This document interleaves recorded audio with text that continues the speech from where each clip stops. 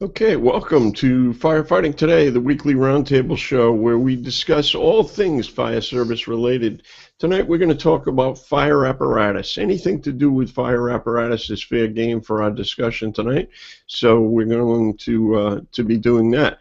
If you were watching us live on YouTube, you can feel free to leave a YouTube comment. We'll try to get that right into the panel and bring that into the panel. And if you are on Twitter, if you tweet using the hashtag FFT Apparatus, Firefighting Today Apparatus, we will be able to follow that comment as well. So that's where we are right now. So I am Peter Lamb. I am the host of the Firefighting Today. I'm the host of the Firefighter Training Podcast and also the author of PeteLamb.com. Warren, say hello and a quick introduction.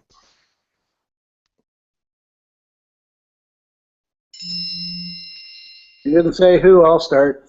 Yes, go ahead. All right. Warren Whitley, retired from Prince William County, Virginia. All right. Greg, say hello. Warren, he did say Warren. Greg Howard from the Dashwood Fire Department out in Vancouver Island.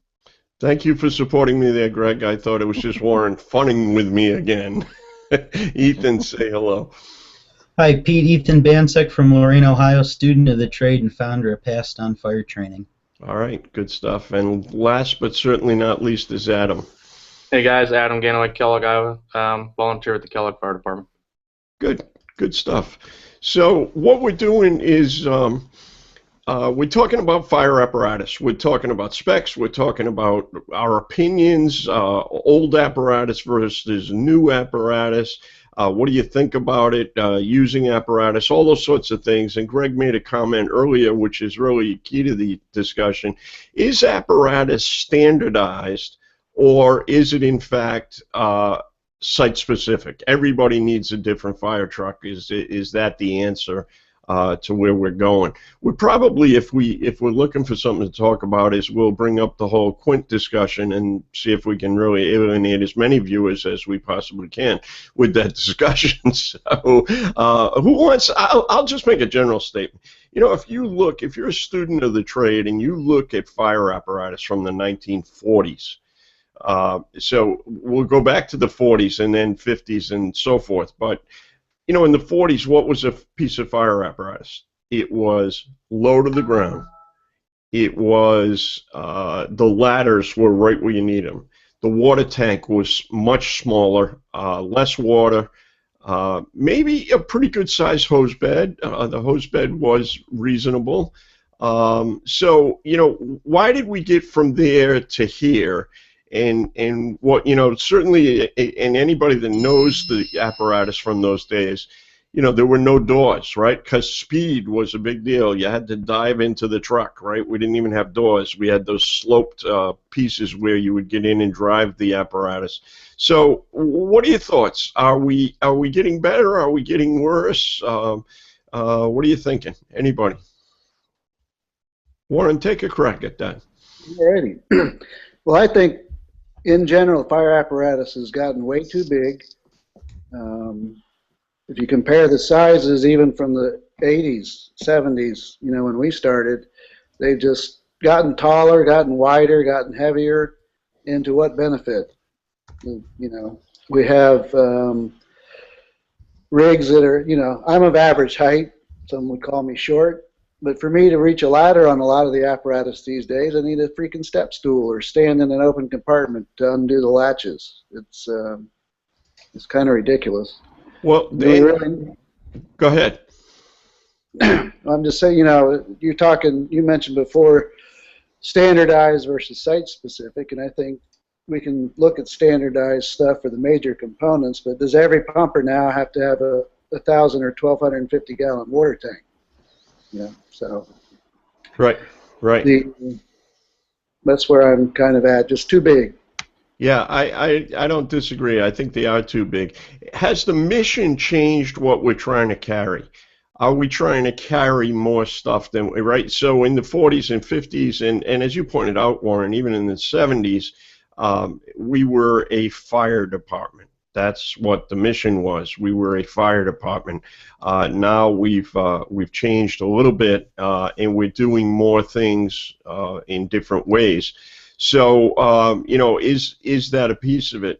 Ethan, you had an interesting comment about, do you think there's crashes that are different? What are your thoughts on that?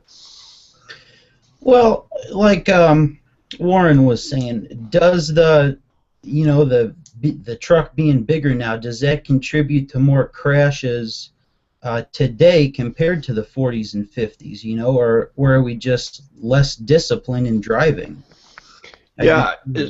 Yeah, certainly we're having our fair share. I mean, an epidemic, obviously, with tankers, right? Tenders, right? I don't want our West Coast friends to alienate us and think we're talking about airplanes here, but tenders or water tankers are really notorious for their ability to flip over or what have you. Certainly we hear about a lot more accidents, Ethan, and we're certainly going to more responses. So the number may be greater because of frequency, and our ability to hear those things is certainly better. I'm wondering what the injury thing is like for trying to lift equipment. As you said, Warren, trying to get something heavy out of a compartment. We're doing things. We're putting shelves in. We're putting slide-out boards in. Is that having any effect on us in terms of injuries? Adam, what are your thoughts? Do you have any full-size Class A pumpers, or are you all specialized brush units, etc.?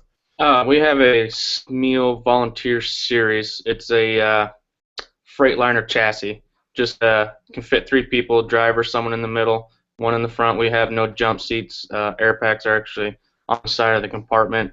We can carry 1,000 gallons, which is a plus for us being a rural department going out in rural areas. So the 1,000-gallon is a plus for us on our end, but the stuff having to get it down, like our hard suction to be able to draft out of a porta tank, takes probably 3 guys. It's up top and it's high. You have to pretty much get up onto the hose bed just to get the stuff down. Yeah, and then you crush a person now and again when you toss a hard suction at them and they miss. You can cause trouble. We got a little bit of a discussion going on, which I think is a good discussion. What about the pumps? We got some top mounts and we got side mount pumps, standard traditional side mount pumps. Quite frankly, I talked about apparatus from the 40s. I'm a little bit of a student of that. Years ago, the pump panel was on the curbside, which made perfect sense. And then until somebody said, I got an idea, let's put this guy standing out in the street. That'll be perfect.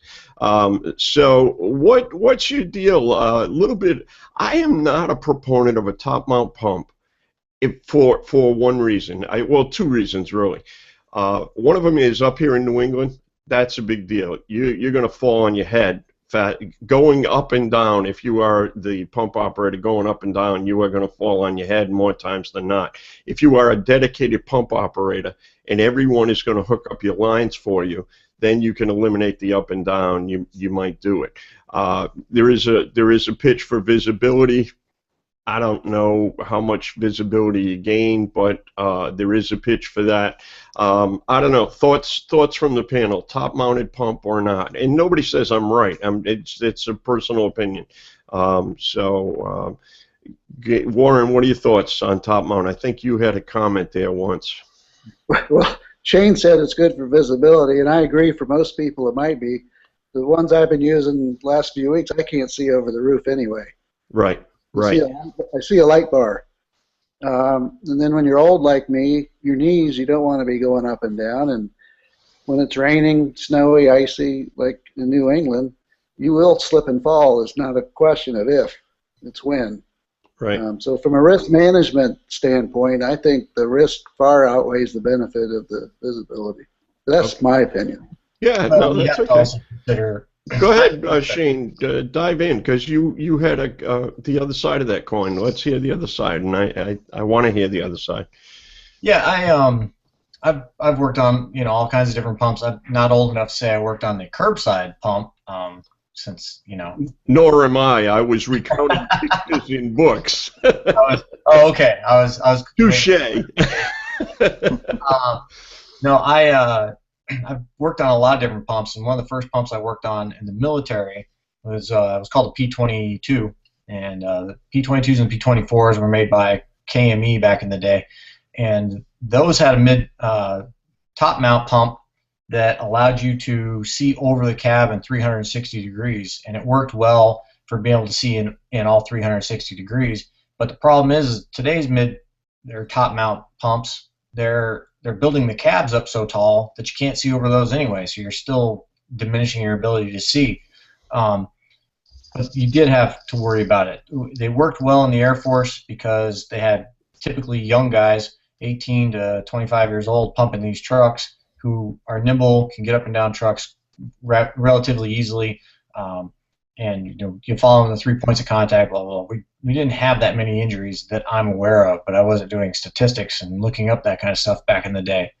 But yeah, going back real quick, if I may, back to Warren's first point about these 20-ton megaliths that were driving down the streets these days.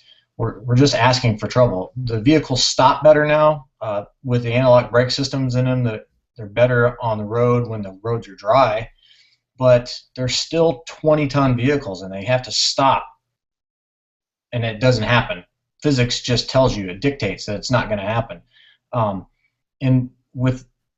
realize not all departments have hydrants every 300 feet like they're supposed to be, but for departments that have hydrants in the majority of their district, I think fire departments get hung up on this GPM rating on their pumps, and they all forget that GPM rating is based on a draft. Well, if you have hydrants in your area, you can push thousands of gallons through a 500 GPM pump. Just because it's a 500 GPM pump doesn't mean that's all you get out of it. That's all you get out of it at a draft, but not from a hydrant. So this reliance on these ginormous vehicles, in some context, because you have to meet 1901, I just think that we're asking for trouble by making these things bigger and bigger all the time. Yeah, I don't disagree. Now, let me ask you, we're talking about two issues, really. So you're talking about pump capacity, and we're also talking about tank water size, right? So there's those are two things. I can have a 1250 or a 1500 pump and still only have 500-gallon tanks. So it's really the real deal. We could take this into a rabbit hole just briefly about whether or not, are you supposed to use tank water to put out the fire, or is that knockdown? Is that why you carry hose, right? I mean, are we relying on the tank water for total extinguishment versus, an initial attack with a feeder line laid, et cetera, et cetera? Let's talk about hose size. Warren, I'm typically familiar with 4-inch line is what we used. So we were using large diameter hose, 4-inch hose, and we typically used the hydrant assist valve on the hydrant with that, so the hydrant could be pumped if it needed to be. Warren, what were they using when you left? What was the hose size, and how much were you carrying? That relates to the apparatus too. Yeah, it depended on the pumper. Most of them were either 4 or 5-inch hose, and they carried the Humat appliance for the hydrant, and it varied to 1,000 feet of 5-inch and on up. I think a couple of the pumpers in the county had 2,000. Right. I personally prefer the 4-inch, only because pickup's a lot quicker and easier on your body, and the volume difference, unless it's a huge fire and you're fighting a losing battle anyway, doesn't make any difference. Right. I mean, obviously 5 will get you more water, no question, but you're right. Unless it's the end of the world, what are we doing? Any real trucks, R-E-E-L, not a real truck. Did you have any real apparatus for a large diameter hose, Warren? No. Okay, none. Shane, what do you got? 4-inch, 5-inch, or half valves, Humat valves? What are you using? We use 5-inch. Every department I've worked for has used 5-inch hose, which I did work for one department that we didn't have a hose reel truck, but we were capable of laying, let me make sure I get this, 5,000 feet on any 3 trucks that showed up to the scene. We had to do that for ISO, in an effort to get our rural water exemption. And it worked well in demonstration, but luckily we only had to do that twice because 5,000 feet is a long day of reloading hose. Yeah. But what we did to enable that to happen is we used a horseshoe load in the bed on the top of two of our tenders that I'm from the West. Two of our tenders that we were able to put almost 2,000 feet in a horseshoe load on the top of the truck because of the way they put a lip on top of it. So, but 5-inch can move the water, and in if you're trying to do like rural water exemption, 5 inches is the way to go. It's a water main on land. But I haven't been to a department that runs 4, but like I noted a minute ago, I think a lot of departments are forgetting that they even have tank water and how much fire can be extinguished with tank water. And if you can do that effectively with tank water 90% of the time, then 4-inch is gonna get the job done for you, probably quite often. But I've never worked with it.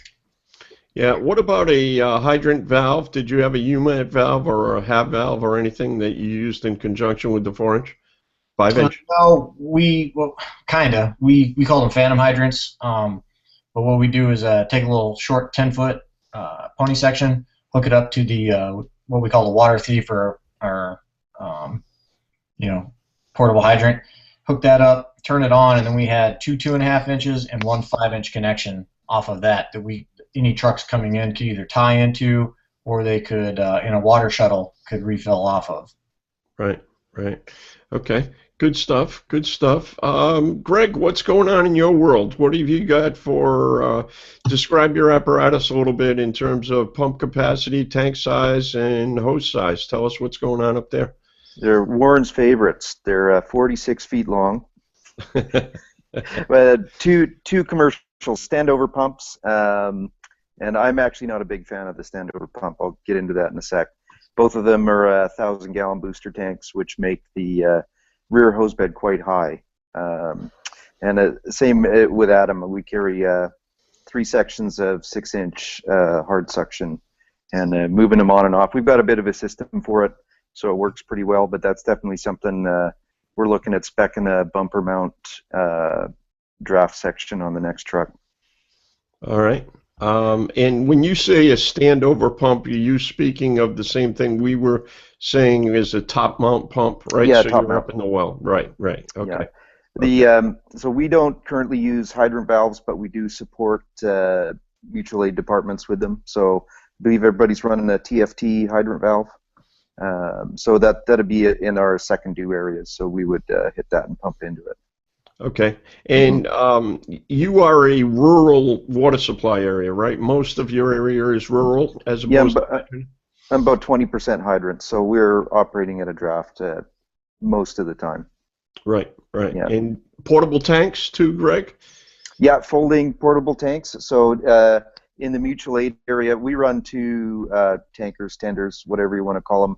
One of them is a 1,500-gallon with a 1,500-gallon porta-pond. The other one, a 1,500-gallon tanker with a 3,000-gallon porta-pond. Okay. While we're on that carrying portable tanks thing, any system for getting them off easily, Warren? Any design, flip down, anything? Any good way to get that portable tank off the truck, and where is it stored? Sideways, back flat? Where is it? Well, I think before I left, somebody had ordered some of the hydraulic arm-mounted ones that come down on the side. But before that, everything was just laying in the top. Yeah. And you had to manhandle it down. Yeah. We talk about those dropping off the side with the hydraulic. Is there anyone on the panel that is a fan of the hydraulic ladder racks that put your ground ladders that are up in the stratosphere?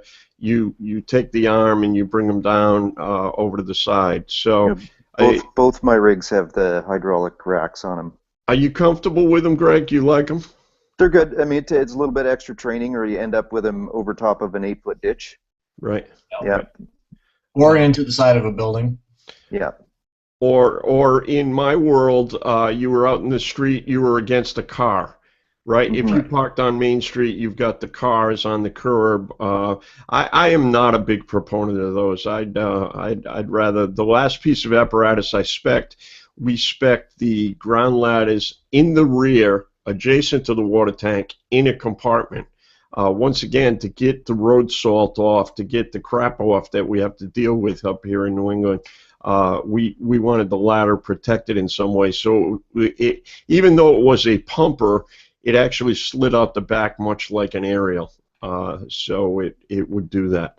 Rosenbauer now makes a through the tank compartment for some of their ladders, so that it stays low to the center of the gravity. It just goes right through the middle of the tank water. Right, right. Ours was what we call a T tank, so it was in that side area, and it was shoulder mounted. I was pretty adamant about that it was going to be shoulder mounted and not for the Jolly Green Giant to take off the truck. So we wanted something that was reasonable for that. Aerial apparatus? Not everybody has aerial apparatus. What are your thoughts on aerials, right? We could have the whole discussion. Is it a straight aerial? Is it a tower? Is it mid-mount? Is it rear mount? What are we thinking? Warren, you want to weigh in on that? Sure. I spent my truck career on a tiller and then a straight truck. Never on a tower, although I was playing with one today. My wife spent a lot of time on towers, hated every minute of it. And the reason is it's back to big. You can't see anything driving down the road. Right. That kind of causes an issue.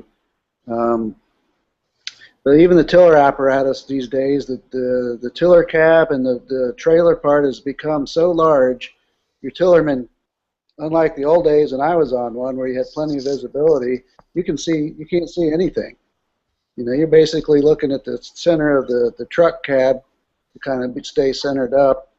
And I think they're on a wing and a prayer for some of the maneuvering these days just because of sight lines and lack of visibility. The other thing on aerial apparatus is when they changed the standard to remove the Bangor ladder, I think that was a big disservice, especially to people with garden-style apartments with 3 or 4 floors in the back and no access for aerial apparatus. I can see that. I'm sure that's put some people in a bind since that changed. Yeah, it's no question. I mean, there was a big argument about nobody had the manpower to throw the 40-footer or what have you, but when you needed it, it certainly was there. I really am, fascinated with 2 departments, actually. If you look at any photographs of Boston Fire operating, you'll see that 40-footer off there more often than not, 40 or greater. And I think San Francisco is well noted for their ability to throw ladders. It's both coasts really are involved in heavily throwing those ladders. And I would tell you, Warren, that those bangers are being used in Boston, several times a week. I can tell you from experience, you can throw it with 3 people once. Yeah, no, I mean it can be done, but it is manpower intensive, certainly, no question. Shane, comments? Straight ladder, tiller, or tower, or mid mount, rear mount? What are you thinking? My first aerial I was trained on. Well, I've only run a few aerials. 2 of them have been, well, technically they've all been quints. The first one was treated though as a tower, even though it carried the sufficient water. We acted like it didn't, and we treated it just as a tower. And going back to what I think it was Warren was talking about, it was another behemoth. It was, I want to say, 52 feet from the front of the bucket all the way to the rear bumper, and about 12 feet of that, maybe not quite that long, maybe 6 or 8 feet, hung out over the front of the cab. We had to actually take some stop signs and lower them in certain parts of the base in order to keep from ripping them down when we turned corners in that thing. It was just extremely too large. The others have been quints, and they've just been straight ladders. Never had the opportunity to work on a mid-mount or tiller of any kind, although I really would like to practice on a tiller, get a certification in it just to say that I did. But it's really all about your district. I've never worked in a district that had anything over 3 stories, so I haven't needed to really worry about anything bigger than that. Right, right. It's funny. I tease a friend of mine. The city of Worcester, Massachusetts, is extremely congested and many hills, and they just got a tiller truck that I believe is. I believe the guy that's tillering is on a different shift. That's how far away he is. I believe it's another. I believe he works a different platoon. I don't know. It's just an amazing piece of apparatus. You know, they have challenges. The other thing with the aerial apparatus, we've seen some challenges with the winter we've had.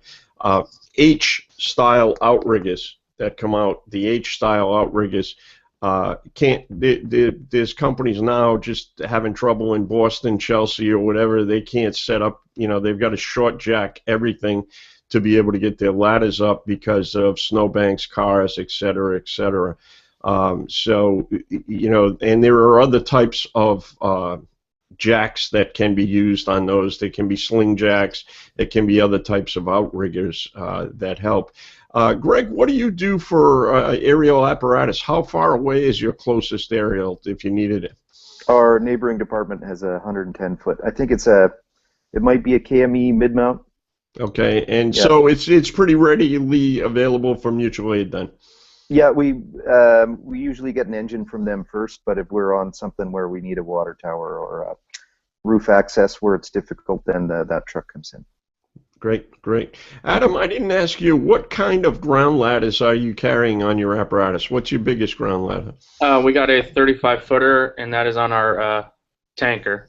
It's mounted on the side of the tanker on the driver's side. And the pumper is what? What do you got on the pumper? A 28 or a 24? 24-foot on the pumper. Okay, okay, pretty standard. Pretty standard. Ethan, what are we missing in our discussion here? What are we missing about apparatus? You're always poking around. What are we missing? Well, do we want to bring up the Quint debate? Sure, let's bring up the Quint debate. Why not? And right after we do this, we're going to do straight stream and fog nozzles. We'll do.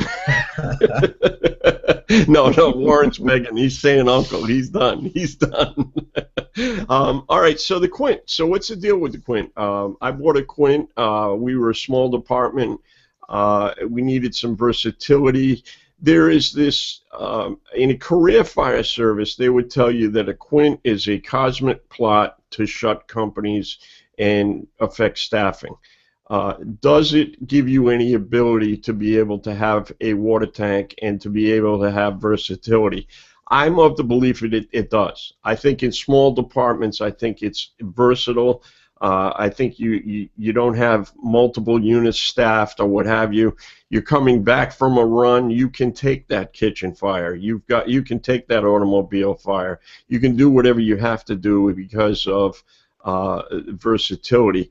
Warren, where are you on the whole Quint thing? Is it a good thing, bad thing? What are you thinking? Let me give you the Joe answer of it depends. Okay, great. Thanks, Joe. No problem. I agree that for small departments, when you don't have a lot of staffing, it gives you some more versatility. Generally, what I found, if you go to smaller departments, their mindset, they don't have the truckie mindset anyway, just for no other reason than staffing doesn't allow it. So they're all generally thinking, I just need that for commercial buildings or roof access or elevated master stream. They don't typically run them on every structure fire, running them as a truckie truck. So I think in that, like you said, I think in that situation it does make sense to have the Quint. For urban departments, and you know this as well as I do, truckies have a totally different mindset than an engine guy. And I think the less you confuse them with the water on the truck, the better off you are for having them focus on the tasks they need to do. Now, would it be nice for them to be able to handle their own water supply for elevated streams? Sure. But I think the trade-off in that case isn't worth having all that extra room. Makes the truck longer on the chassis, wear and tear with the added weight of water, hose, and all that stuff. So I think look at the population and the type of department it is, and just don't. Quints do not solve every problem in the fire service. No, it is a tool. Right. It's taken me a long time just to even acknowledge that they might have some use somewhere. Right. Well, I think you just hit on something there again, Warren, that I've kind of brought up. We've talked about a couple of times. This trying to find the golden solution to all of our problems. The one size fits all, either apparatus, or the one size fits all fire attack, or the one size fits all what have you. It's You need to tailor the stuff to your department. You need to sit down and figure out what your department's requirements are.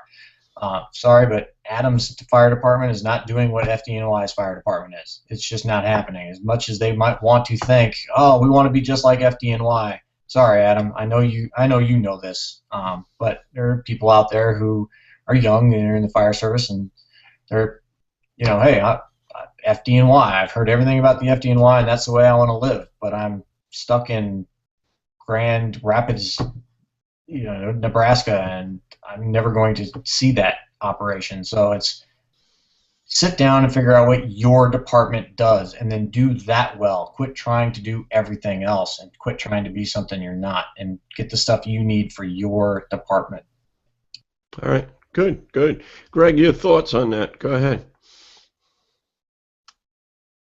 Yeah, I mean, we're looking at replacing one of our older pumpers in, I guess it's either 4 or 5 years. I think I said it wrong at the beginning, but I'm a little bit enamored by some of the shorter trucks, in particular for me, back quarter pump operator panel, because we typically draft with the porta pond either at the front bumper or the back bumper. So rather than have to climb up and down, we get a shorter truck. I know one of the reasons our 2 trucks were spec'd with the top mount was to keep people up off the roadway when we're operating fires on the highway. But I know operating at a draft, you're definitely up and down all the time. And in fact, moving water from tank to tank, we often just do it with a gate valve, right, rather than have to climb up onto the pump panel.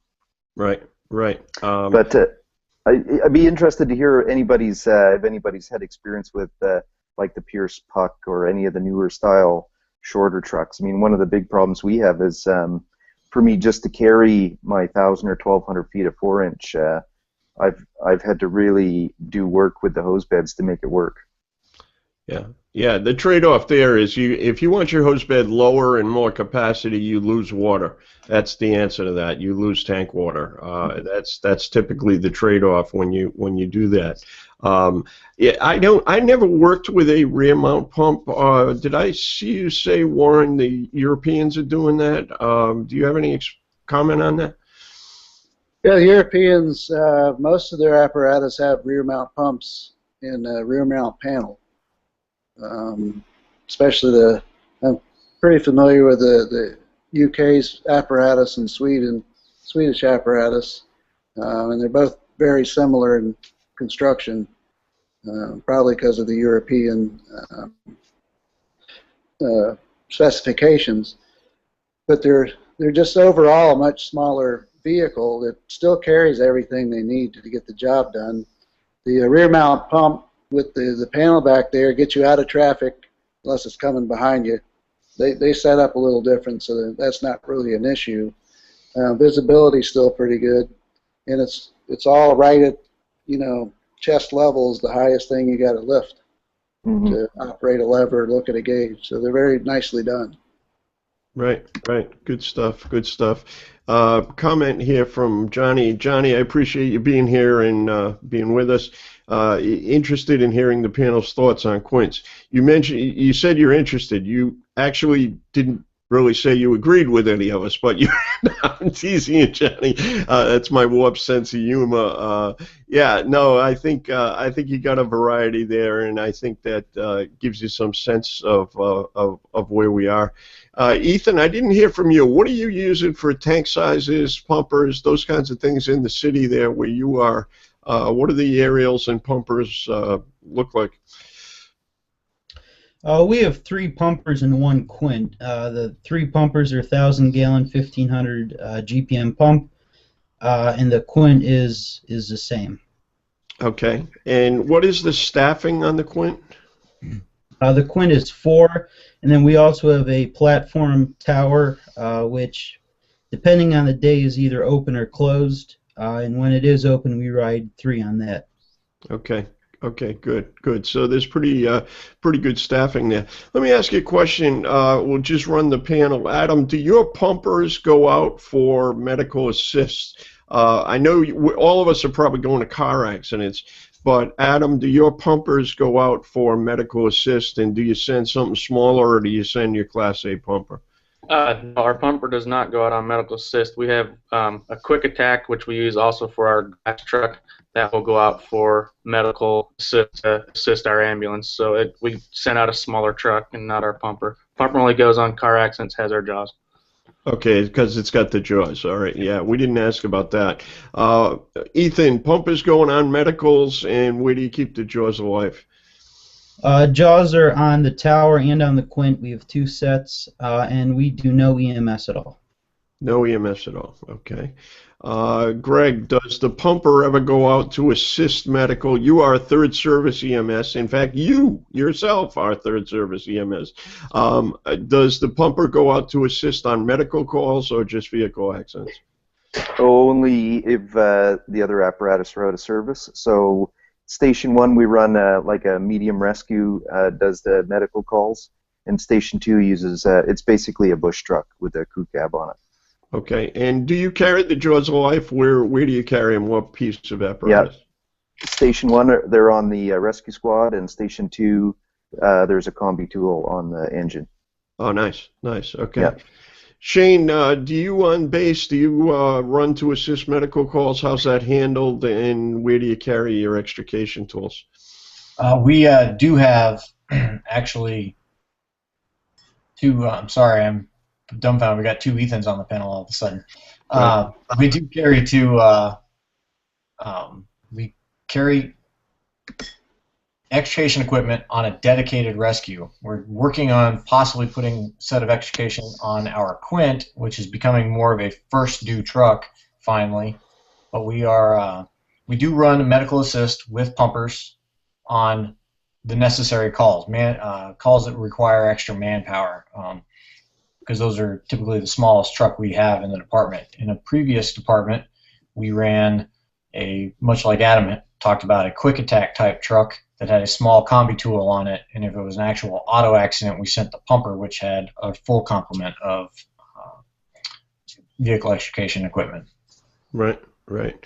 Warren, what were you doing when you left? Were you sending pumpers on medical assists, or just on crashes, or how did that work? Could a ladder truck go out on a medical assist? How did that work in your world? Find the button. Yeah, the pumpers, ladder truck, heavy rescue, whatever was available closest would go on medical assist. And the ladder trucks and the heavy rescue had all the extrication equipment. There's a couple of pumpers for a while had Hearst tools on them, but I think most of those got phased out. So let me ask you, is that causing wear and tear on the apparatus? Have we increased the use of, in my department, in some cases, the quint was actually going out to support medical calls. And as the boss, I felt it was a little more often than maybe it needed to. I'm certainly in favor of a substation who is going to arrive first. Absolutely, you send that pumper out there with a paramedic on it, or whatever you can do, certainly. But when both companies are leaving the same house, you know, are we using that apparatus? Was that what it was designed for? Right? We're talking about the use of apparatus. You know, it's more responses, it's more maintenance. I don't know. Is there? I certainly know the benefit. If you've got additional people, somebody can be getting the stretcher, somebody can be working a code. You know, ALS, EMS certainly takes more bodies. I get that. I certainly get that. I don't know. What are your thoughts? Are we overrunning our apparatus? Running too much? Adam, what do you think? Well, you're not doing it, so that's not an issue. Greg, what would you say? Well, we toned it down here. Are you guys on MPDS? MPDS, apparently not, because I don't know. So the medical priority dispatch system. So you run alpha through echo calls, echoes being arrests. So we toned it down from running Charlie calls at Station 1 to delayed Delta and echo calls only. So that kept the trucks in the house more.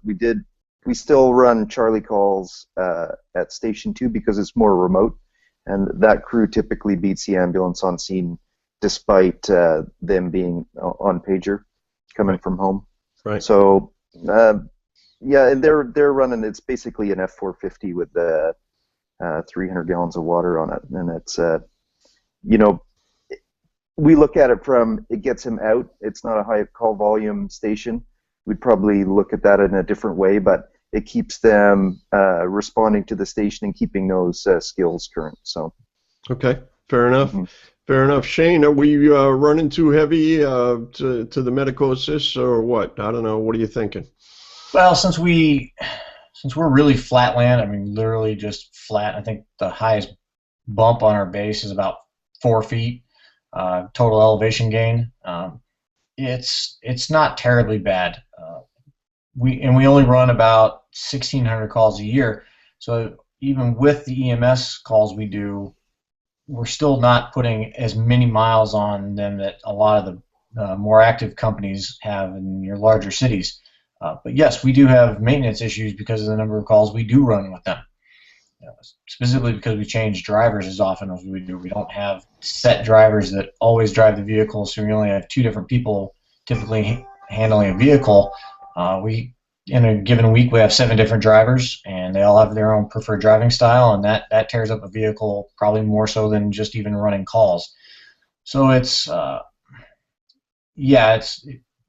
again, there's something to running the calls, even if it's doing some damage to your trucks, to show the people that you're doing the job. I'm a huge believer in the public relations aspect of the fire service and making sure that people see we're doing something to earn our paycheck instead of being locked and loaded in a recliner, as some taxpayers truly believe we are.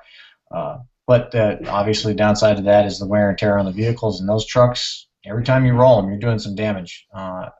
So in our case, we've eliminated the number of calls where we're assisting on sprained ankles or little minor things, and try to keep it really to just when the extra bodies are really necessary for bringing them down from the 3rd floor or the cardiac emergencies.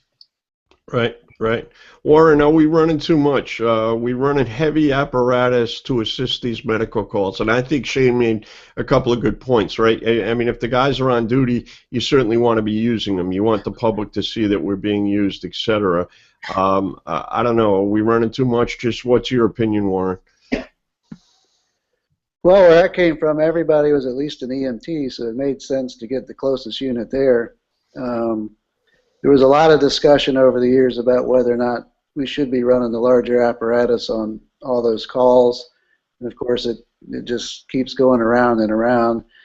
I think if that apparatus is going to be first on the scene, or the medics are going to need help because it's a complicated call, an arrest or something like that, it makes sense.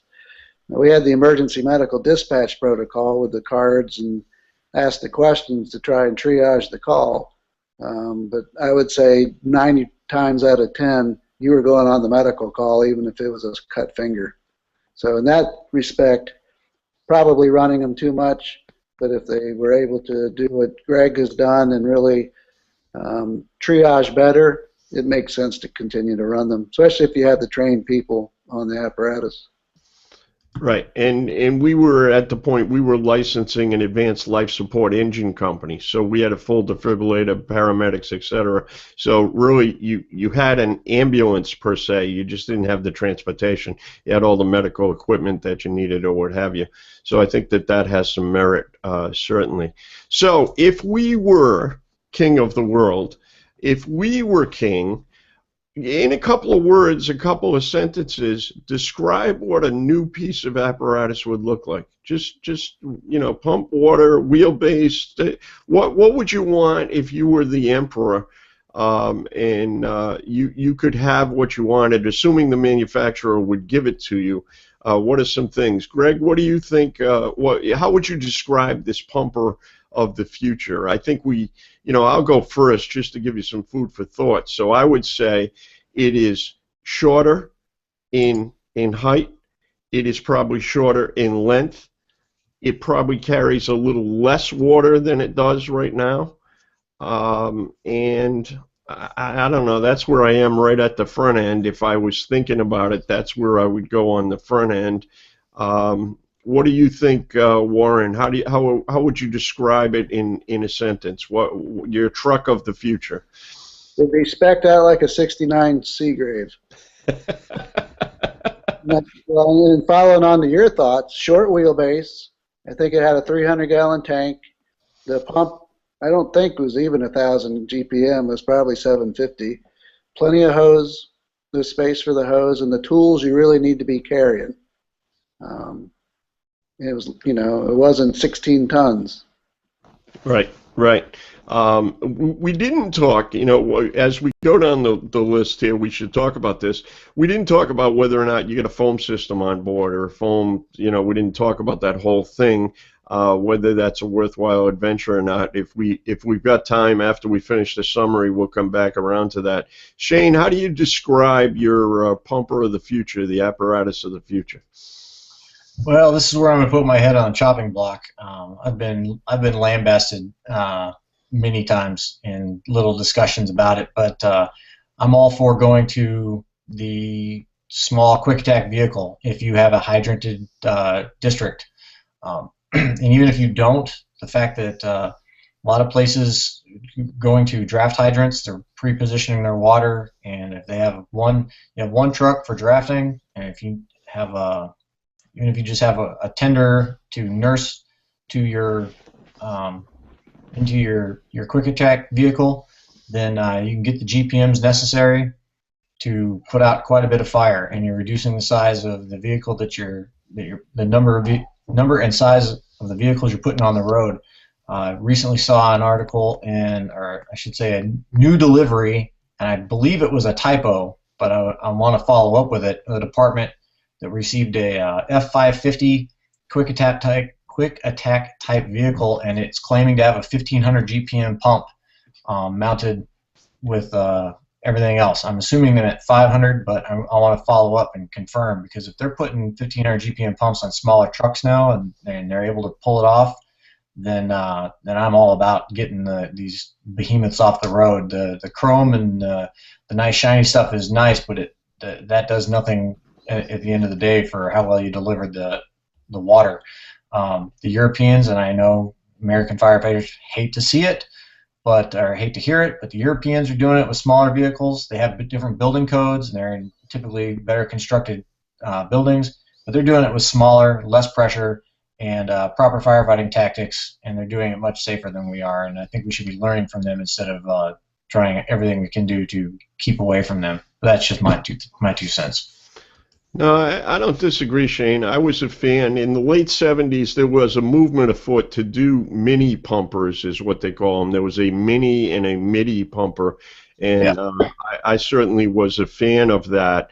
And I think it may come full circle like everything else in the fire service. You take a small pumper like that, and you get into the whole Joe Stein's discussion about enhanced water stream or whatever, you really have some capabilities that are able to do that.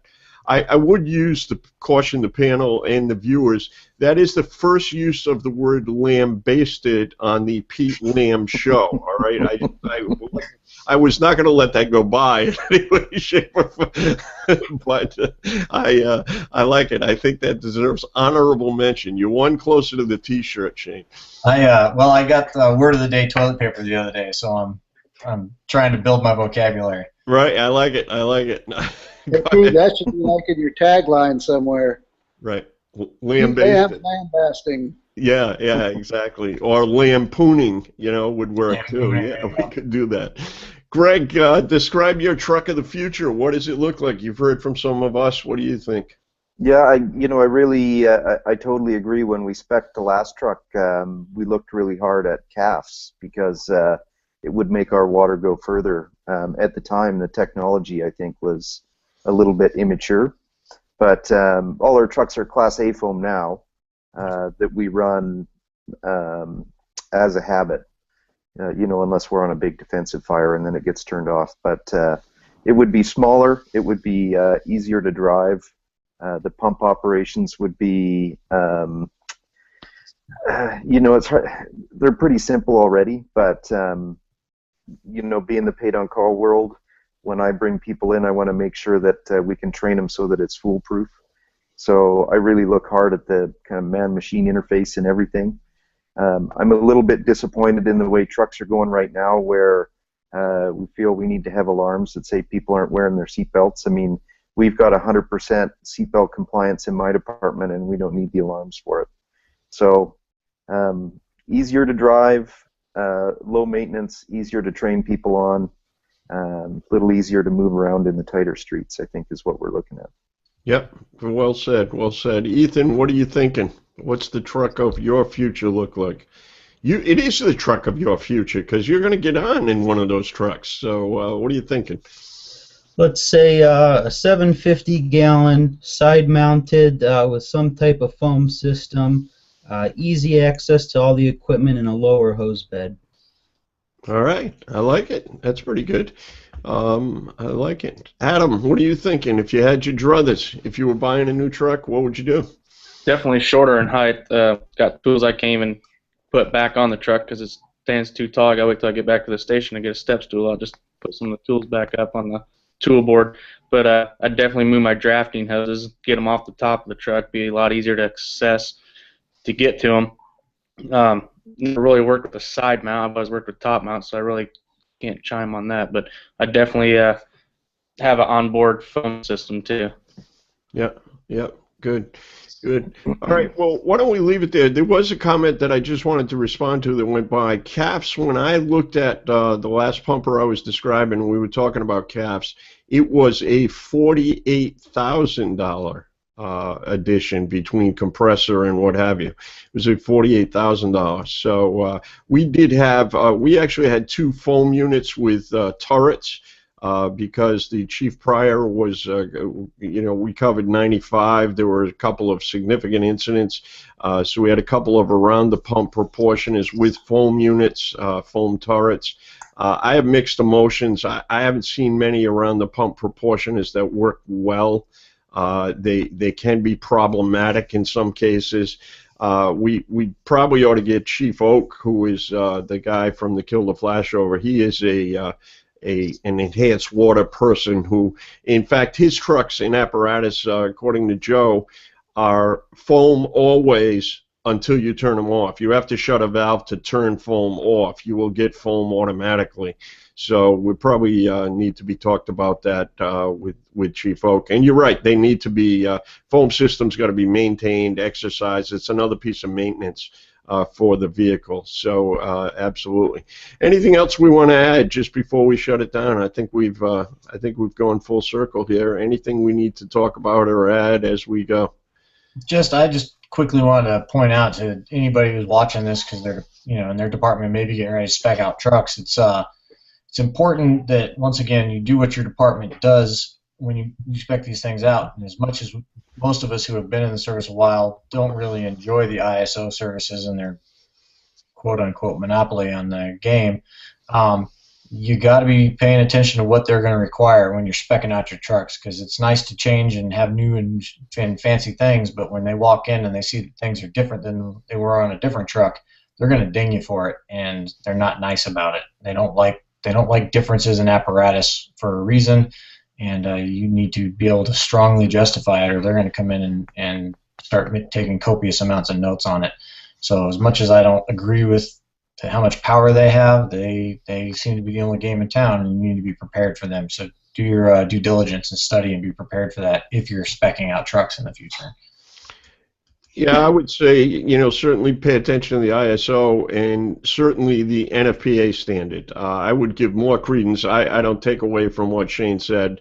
I'm at a point in my career, if I got back in the field tomorrow as a chief of department, I got to be honest with you, I will blaspheme right here on YouTube. I don't think I really care about what ISO says anymore. It's a 1950 standard that has not kept up with what's going on. And I think that I think we need to talk about it. NFPA standards certainly you should be looking at as you're speccing the truck. And the last comment I would make, there are fire trucks being delivered today that are overweight upon delivery. They are beyond their design specifications upon delivery. Pay attention to weight.